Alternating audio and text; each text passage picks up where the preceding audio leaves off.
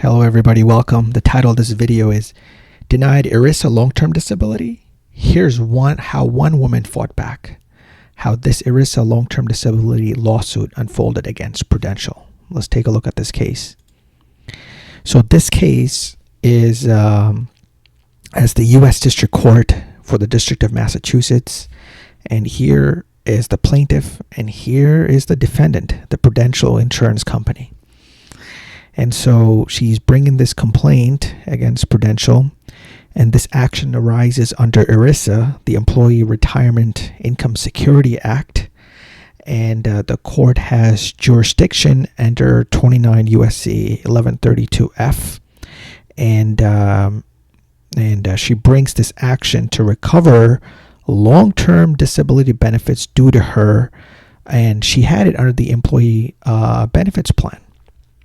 And it goes on and says she's a citizen of the U.S., and the place of business for Prudential is New Jersey, and then they can transact business in the Commonwealth. They can transact business in Massachusetts, and they're authorized to do business there. So, what are some of these allegations that are in this complaint? The complaint says that it arises out of purposeful, unwarranted, unlawful denial of disability benefits to her, and at all times was an employee or former employee of First Energy Services Company, or just First Energy, and she was at all times material plan participant in the long-term disability plan, which is usually it's a group plan, right? So you pay every month into this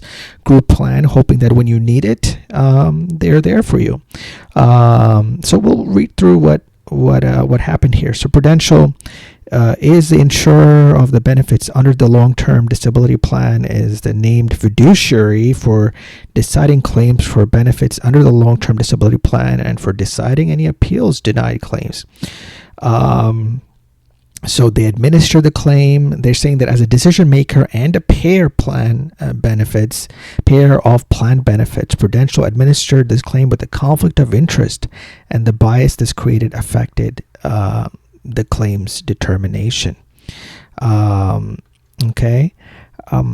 Pursuant to the terms and conditions of long-term disability plan, the plaintiff is entitled to long-term disability benefits for the duration of her disability or until age 67, as long as she remains disabled, as defined by the long-term disability plan. So according to the long-term disability plan, the definition of disability is as follows. How does Prudential define disability? So these are the ways that they define disability, and let's just review them. So it says that she complied with all condition and exhausted all required administrative remedies since approximately August of 2020. She's been disabled under the terms of the long-term disability plan. And then she has been unable to perform material substantive duties of her regular occupation due to sickness or injury. She's been under the care of a doctor, had 20% or more loss in monthly earnings due to that sickness or injury. And these are the definitions they had mentioned, right? So they're just covering that over here. And unable to perform duties of any gainful occupation for which she's reasonably fitted by education, training, or experience. They say that she is a covered person. Of course, she was a covered person. She's been paying it every month.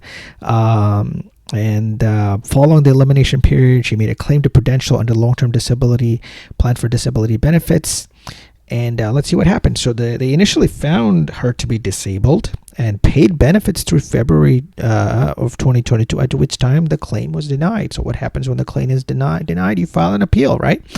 Following an appeal, benefits were reinstated and paid through 18 months on occupation period, and thereafter approved under any occupation definition.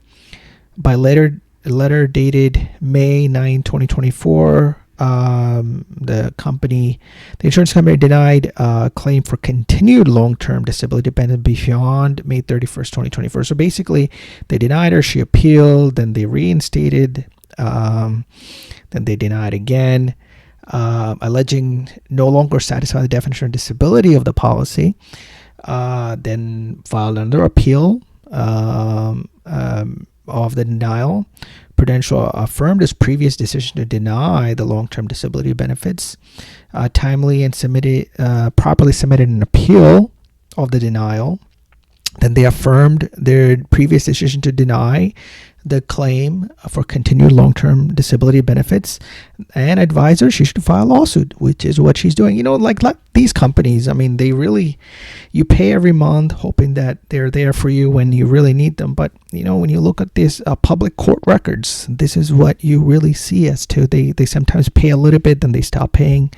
Then you really have to move forward with a lawsuit. But again, this is what the public records show. And it says that since April 2024, she has not received benefits owed to her under the long-term disability plan, and they refused to pay her claim for a long-term disability as of April 1st, 2024. And it says that, so what they're looking for is a claim for benefits, enforcement, and clarification of rights, and it says that she has no other adequate remedy at law to address injury she has suffered and will continue to suffer as a result of the insurance company failure to pay for continued disability benefits. And then she has exhausted all required administrative remedies. We did see that they explained that she did a couple of appeals and those were denied. It says that defendant breached a long-term disability plan and violated the ERISA in the following respects: failing to pay long-term disability benefits payment to her at a time when the insurance company should have known or that she was entitled to those benefits under the terms of the long-term disability, failing to provide a prompt and reasonable explanation of the basis relied upon under the terms of long-term disability plan for the termination of the claim for long-term disability, failure to adequately provide with her any additional material information necessary to protect her claim along with an explanation of why such material is necessary, failure to properly adequately investigate the merits of the disability claim. And then it says that they believe and allege that the Prudential wrongfully terminated a claim for disability benefits under the long-term disability plan. And let's just take a look at what they're asking for. So for the request for relief, they're asking for payment of disability benefits due to her and immediate reinstatement of the long-term disability plan with all ancillary benefits which she's entitled to.